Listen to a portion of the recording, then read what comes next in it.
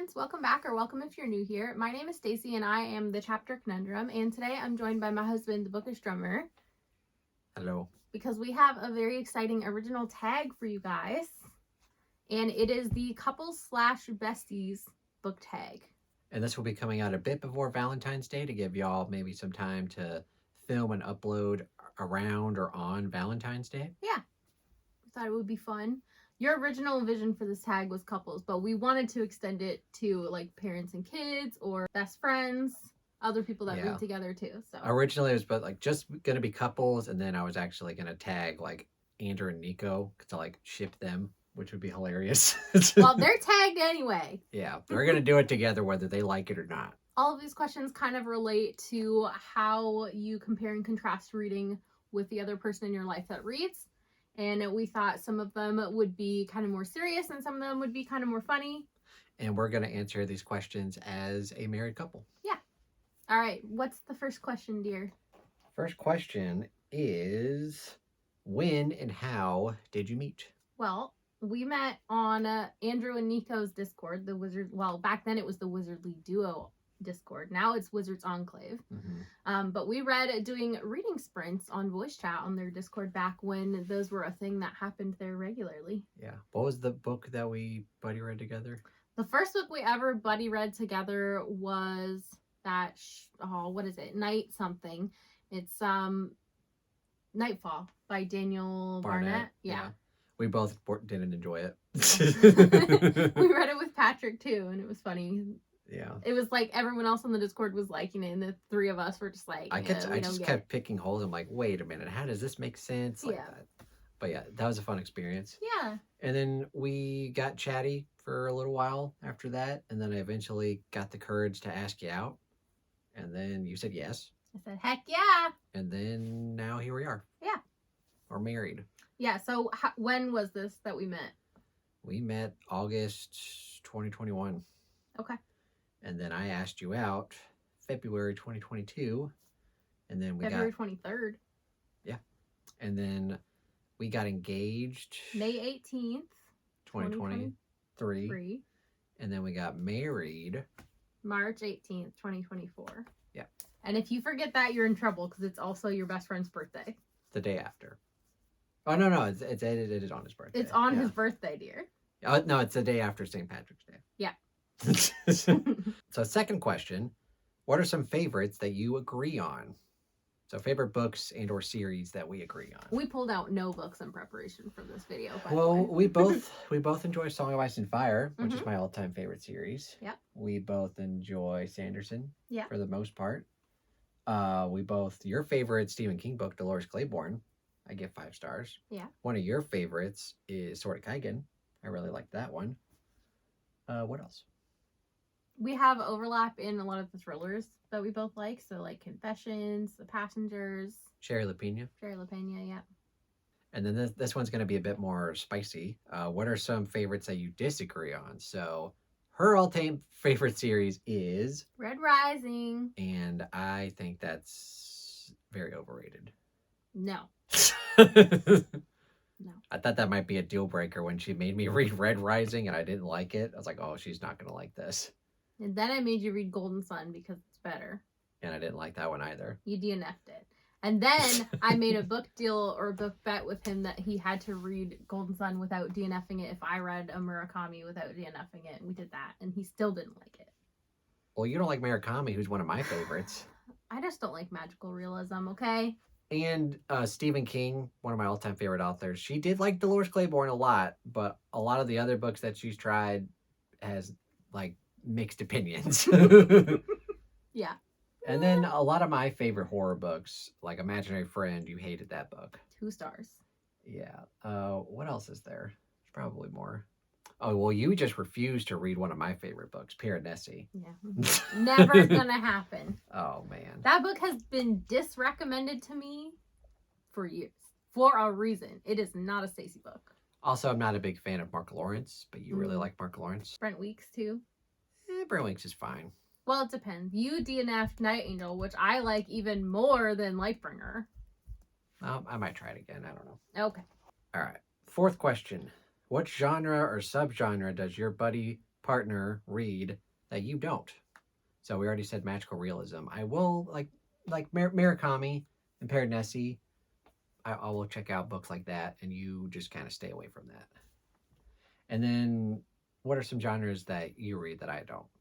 Romance, contemporary romance, fantasy romance. A lot of things dealing with romance. Yeah. Like the only kind of romancy things I've read really is like Taylor Jenkins Reid. I wouldn't even call them romancy. Well, maybe one of them. I read you out loud when we were still dating. Beach Read by Emily Henry. That one was fine. Yeah.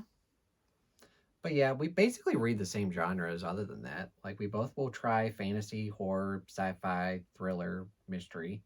Yeah, nonfiction occasionally. You just don't like magical realism, and I don't read a lot of romance. Yeah. I think there's more unique, I think there's more nuance when we get into more subgenre stuff too. Like, you probably would be okay to read some like cozier type fantasy, and I'm just like, no. And then also, like, I am more into, like, very grimdark fantasy, and you usually would not reach for those. So there's a little bit more wiggle room there. All right. And then the next question, who reads more books? Well, we both read a lot of books. I would say before we were dating, I read more books. Since we've been together, you read more books. Why is that? Because I've been reading a lot less since we were together. Why is that? Because you take up a lot of time. Well, you take up a lot of my time. No, I leave you alone. I think we read about the same amount of books. How many books did you read last year? 100. Well, I finished 136. Yeah, I read 114 last year. So you read more. Well, you might have read longer books too. No. My normal page count before we dated was probably like 52,000. I used to have a goal of 1,000 pages a week. Well, last year, my overall page count was 42,000. Well, to be fair, last year you were dealing with a lot of immigration stuff. Yeah. That took up a lot of your time. Yeah. What's the next question? Who reads faster? I think it depends. I think you read faster physically than me. And I don't know. I think I read faster than you when it comes to audiobooks, but I think you read faster than me like when it comes to overall reading speed. I'm just more efficient. Yeah, that's true. I have to be very focused. Like, if I get interrupted, it throws me for, like, several minutes. I can't just get interrupted and then get right back into it. It takes me a bit to get oriented. So I get very frustrated when I get interrupted. I can listen to audiobooks, like, doing anything. But a lot of the times you like to listen to audiobooks, like, when you're just relaxing. Yeah, playing on my phone or, like, doing something low-key. Like, I can do that when I can listen to audiobooks when I'm cleaning the house, too. Getting some laundry done or some dishes, whatever. So the next question is, who spends more money on books? And yes, before we started dating, I did not utilize the library at all. I did not even know Libby was a thing. So I spent a lot of money on Audible and Everend and bought a lot of like new paperbacks, and I bought a lot of, even though I don't like them, I would buy like new hardcovers for authors that I enjoy, like new releases, even though I would read them and get rid of them. So kind of that stuff, like once we started dating, and especially after we got married, I instilled some better habits in you. Yeah, we spend a lot, well, I spend a lot less money, but you're just doing what you always did. Yeah. Well, part of it for me, to be fair, was that my local used bookstore at home was amazing. They would give you a lot of store credit, and the books that they had there, if they weren't like brand new hardcovers of things that came out in the last 2 years, were pretty reasonable. And so a lot of the times, like, I would bring in a box of books and they would give me like $100 in store credit, and like the most expensive book they had for sale was probably like 12-13 bucks that I wanted, you know? So like I would get a lot of books for free that way. And then on top of that, my sister was kind of like my main book supplier, because she is somebody who likes to read physically, doesn't like to reread. And so when she reads something and is done with it, I would get it. And we had a lot of overlap in reading interest and reading taste too. So I utilized my library. I had an amazing local used bookstore. I have a sister that passes me her unhauls. So all of that combined just kind of instilled better habits, I think, in me. And then you passed it down to me. Yeah.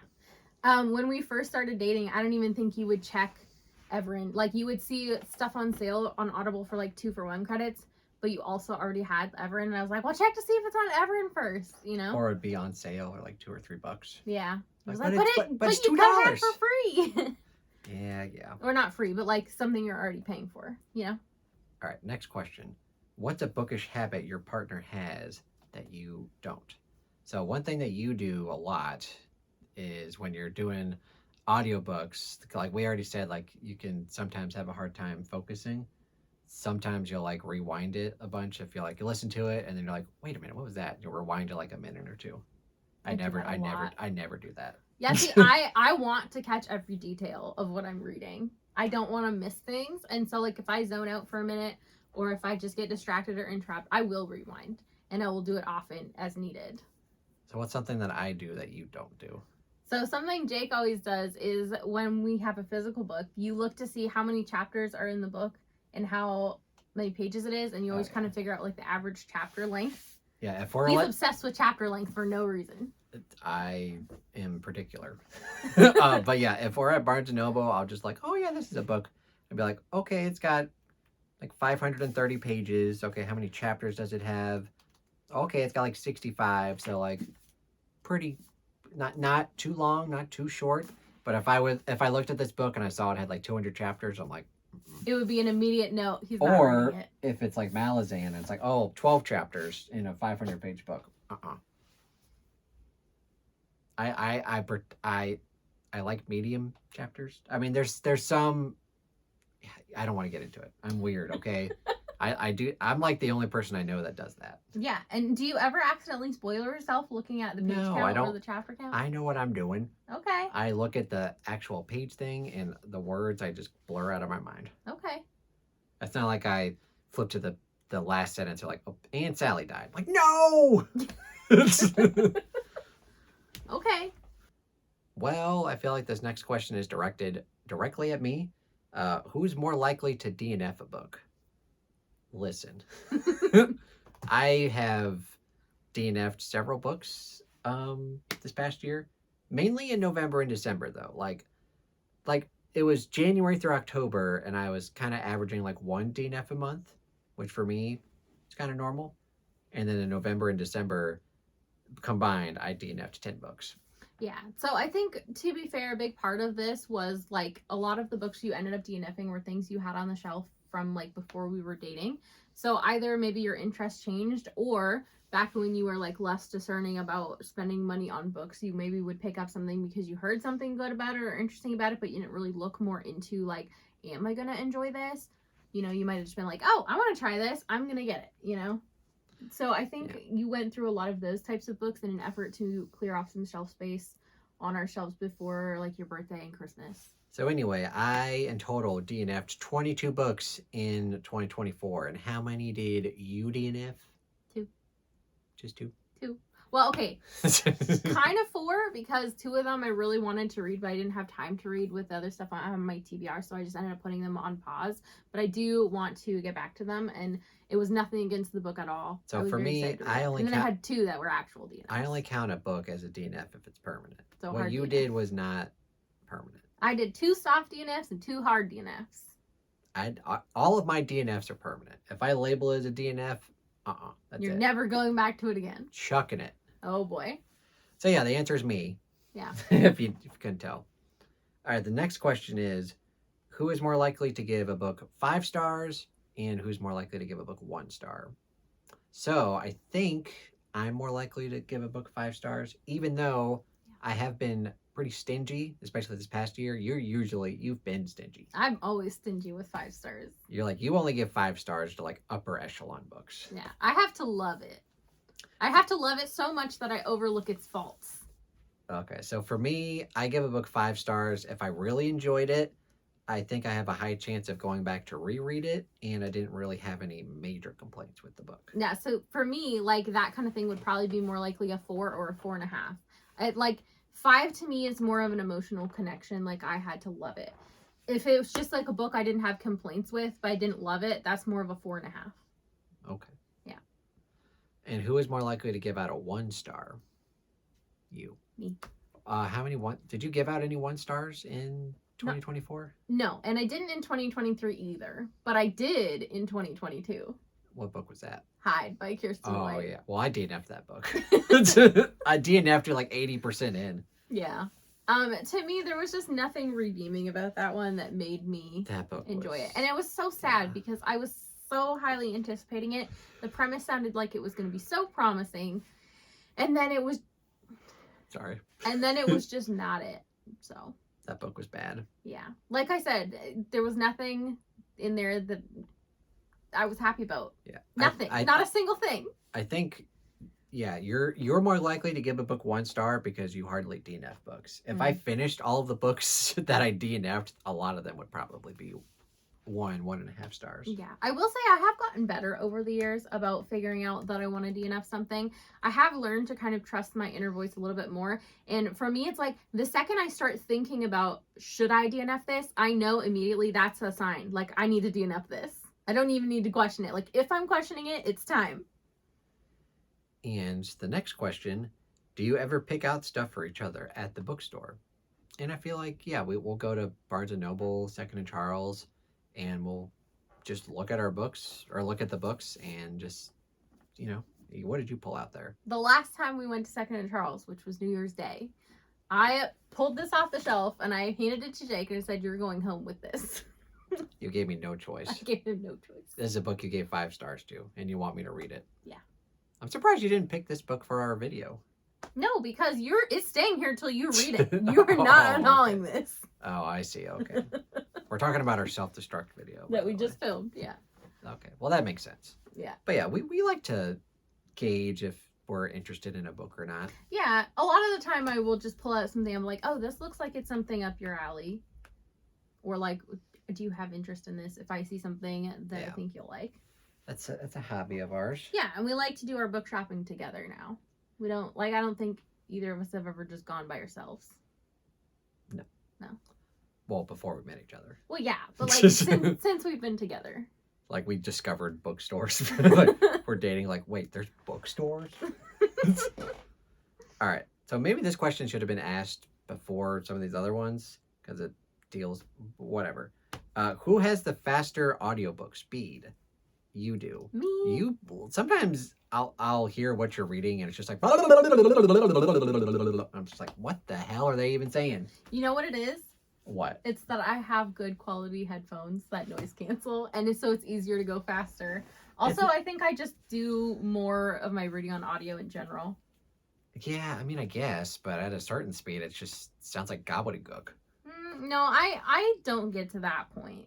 At least for me. There is a point where books will sound like that, but I don't. It's the speed you fast. listen. Like two and a half times speed. I can do that for like contemporary romance or like thriller or something that's very like straightforward.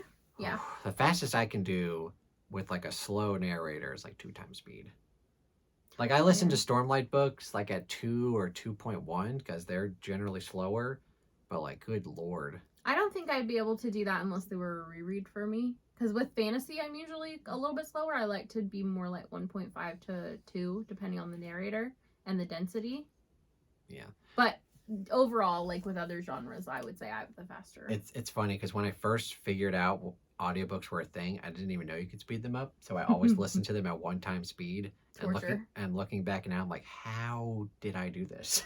Torture. I listened to the entire Mistborn trilogy at 1 time speed. I could not. I did it while I was raking leaves. Never. No. It took me a long time. Yeah. I think, too, part of this is just, like, I tend to read more on audio than you do. And I think part of that was just, like, where I lived before. It was a very, like, rural area, very small town. My library didn't have a ton of resources. You know, it was winter. I didn't want to go out too much to go look at books or get books. It was weird. Like, when I first started getting into reading in college, like I said, I didn't know audiobooks were a thing. So, like, I read all of A Song of Ice and Fire, not audio. A lot of Stephen King books, no audiobooks. Stormlight, first 2 books, and then Elantris and Warbreaker, no audiobooks. So, and then when I figured out what they were, I started kind of slowly incorporating them. And now it's like 95% of what I read is audiobooks. Yeah. I also think too, like, it was just more affordable for me when I lived in Canada to be reading on audio because of things like Everent and even Audible when you get like the however 24 credits or whatever. Like it boiled down to like, I don't know, $10, $11, $12 a book. And paperbacks that are like published within the last couple years are more like 15 or 20. So it just became more affordable to do it that way. All right, next question. Who ventures out of their comfort zone more? And I personally think it's me. I think it depends. I think we both have the potential to veer outside our comfort zone, and every once in a while we do kind of challenge that. But I think I actually will read outside my comfort zone, and you will DNF outside your comfort zone. That might be fair. But I think I'm willing to try different things, whereas sometimes, like with magical realism, you're just like, not touching it. Yeah, that is true. But I didn't used to have kind of like firm, hard boundaries like that. It's like something I've learned over time. I've tried enough of it now that I know I am confident in that, like, I do not typically enjoy this, so I would rather pick up books I'm more excited about. Yeah, I mean, definitely a lot of the books that I DNF are me going out of my comfort zone. Like what did A Brief History of Seven Killings. I was like, this is not a book that I would typically read, but I'll try it. And I liked some of it, and then I got to a part where it's just like, you know what, this isn't for me. Yeah. So I do that a lot. Yeah. What are you smiling about? Because I'm right. I don't know. But I think, though, that I think I venture out of my comfort zone more. Yeah, I don't know. It depends. I think I used to a lot more, especially because I would get a lot of my sister's books. And so I was reading like more things that she was interested in that she picked. And so that kind of influenced my reading a little bit too.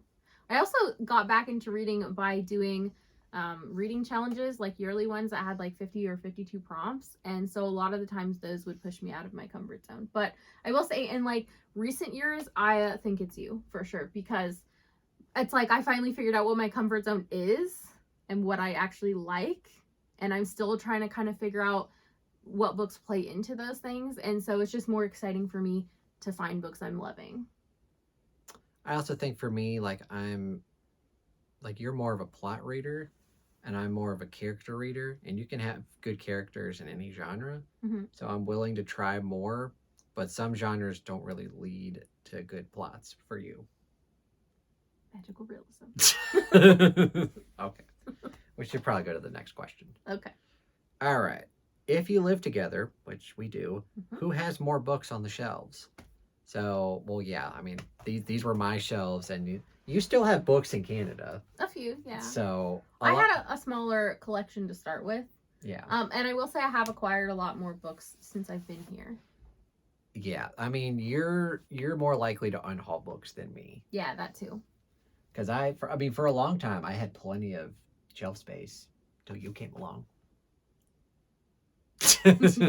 But yeah, we have 4 shelves here, if you can't tell. We've got a lot of fantasy, a lot of my stuff, a lot of your stuff on this shelf, sci-fi, a lot of thriller stuff over there, horror, and then I have a Lonesome King shelf out of frame here, but that's like my shelf. Yeah. But yeah, we have a lot of books, and a lot of them are mine. But also, a lot of them are mutual. Yeah, a lot of them are mutual. I think probably if I had to separate it and figure it out, I think probably about 1.5 of the bookcases here would be my books, and about 2.5 would be your books. Does that sound about right? Maybe not even that. I think I might have 3. Okay. Because I mean, I have like this whole shelf is mine. Stephen King and horror. I have some books on the fantasy shelf. Yeah, and like these 2 are yours. Yeah, the top 2 shelves are mine entirely. And then this is mostly yours. Yeah. Sci-fi, it's like half. It might be 1.5. Okay. Yeah. I think it depends how many mutuals we have too. Yeah. Yeah. All right. Who's more likely to gift the other person books? Yeah, I had to convince you to get me a book for Christmas. No, you didn't convince me. You said, and I quote, "If there's not a book included in my Christmas gift, I revolt." Well, you said something like, well, I don't know if I'm going to get you a book. And I said, wait a minute. Well, Are you kidding me? I had a lot of other ideas of things I wanted to get you. How are you not going to give me a book? I got you good stuff that you liked, including the hoodie you're wearing. But you got to give me a book. We're booktubers. We got to gift each other books. We have enough books. No, that's not, that's asinine. I'm kidding. I'm totally kidding. We can always use more books. Yes, I don't care if we run out of space. We'll figure it out. But yeah, if for Christmas you don't give me at least one book, I revolt. I got you too. Yes. Yeah. But yeah, I am more likely to gift books. That's an easy gift. I know you're gonna like it. Yeah. If I do something else, you might not like it. Or I might like it. But books are like guarantee, like you're gonna like it. If you pick a good one. What if I hate the book? What? The first book he ever gifted to me, I gave 2 stars. Well, that was before I knew your reading taste. Okay. And how long did it take you to friggin' read that book? I was perfectly right to put it off, okay? Whatever. And the last question here. When you're around each other, are you more or less likely to read? Less. I get most of my reading done when he's asleep. I definitely think it's when we were first dating, because we were long distance. Mhm. You lived in Canada, I lived in Virginia. I think when we first started dating, like when we got to see each other in person, it was definitely a lot less because we were just excited to be with each other. Yeah. But now that we're married, we live together, we're sometimes happy to just chill out on the couch and read. Yeah, we often are. But I do think I get my best reading done when you're sleeping. Yeah, and then I get a lot of reading done when you're sleeping in the morning when I Yeah. wake up. Because I am a night hawk and he is an early bird. Yeah. So it's, it's definitely better than it was. Yeah. I think too, like when we were first dating and while we were long distance, we got more reading done with each other because we would always do reading sprints on Discord. Well, those would often lead to just Chatty conversations. sprints. We would read for like half hour, and then we were supposed to come back and read and just chat for like 10 minutes. But then, like 2 hours later, like, oh god, it's 11 p.m. We've been chatting about Game of Thrones for 2 hours. Not all the time, but sometimes, yeah. It would go off the beaten track. Well, eventually, okay, then we designated that it was going to be a serious sprint and we'd have a timer for the chatty bits. That was your doing. Yeah, because I was like, I need to get some reading done, people. Oh, and we would also, what was it, the Wake Jake break or whatever? Yeah, when you would fall asleep on voice chat, we'd have Patrick play the alarm sound or whatever. Yeah, I'd be like just dozing off, and then all of a sudden, I'm like, what is happening? Well, it worked. Yeah, it did. Yeah. And then the last thing is to tag other people who have other reading people in their lives. Mm-hmm. And so we have a list of people we want to go ahead and tag. We want to tag Book Buzz. We want to tag Grace and Ben. We want to tag Andrew and Nico. That'll be fun. Yeah. We want to tag Tori and her husband. T from An Erudite Adventure and his sister.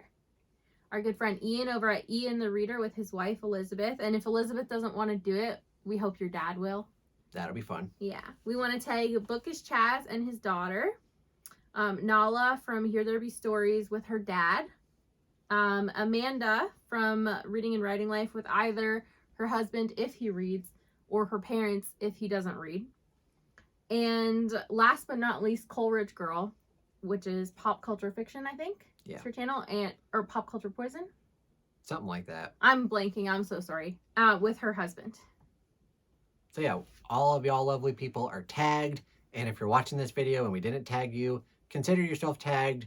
Get together with either your husband, your wife, your bookish bestie, significant other, a sibling, a parent, somebody that you love and admire. Yeah. And also reads books. Yes. This was fun. Yeah. And you are someone that I love, and we chat about books all the time. Yeah. Thank you guys so much for watching. Don't forget to hit like and subscribe on your way out if you want to, and have a great day. Bye.